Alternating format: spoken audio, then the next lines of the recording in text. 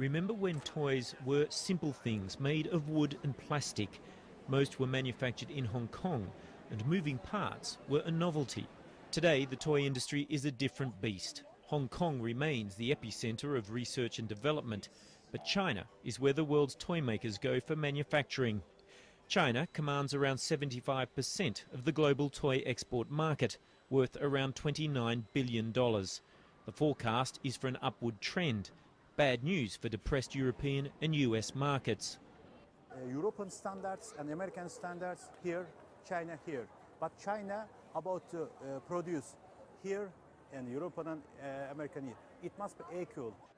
But even in China, rising manufacturing overheads because of increases in labour costs and fluctuating currencies are putting pressure on manufacturers. At the same time, retailers are demanding cheaper products, resulting in new toys featuring better technology designed for less.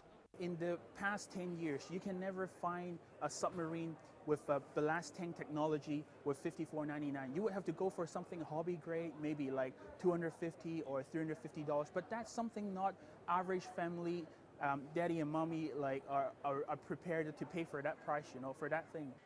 Many companies at this Hong Kong toy fair say they have been forced to reinvent themselves to survive. Yet that may not be enough.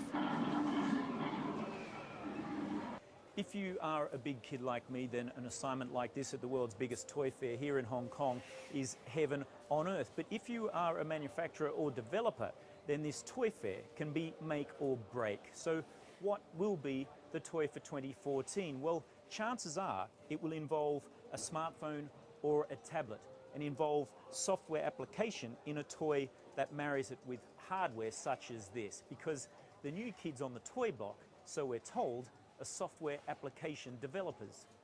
Parents are increasingly buying their children smartphones and tablets. Turning these gadgets into toys that will captivate children is the realm of the so-called augmented reality toy designers. Okay, so we started the project about 3 years ago, and took about 1 year for the consumer to understand the technology, to get it, to understand it. Now we see the product is growing, and people start asking the features and the function of the toys. With the rising wealth of China's middle class and the government recently announcing its relaxation of its one-child policy, China's domination of the toy industry looks set to continue. Oh, and my favourite toy of this year's trade fair? Craig Leeson, Al Jazeera, Hong Kong.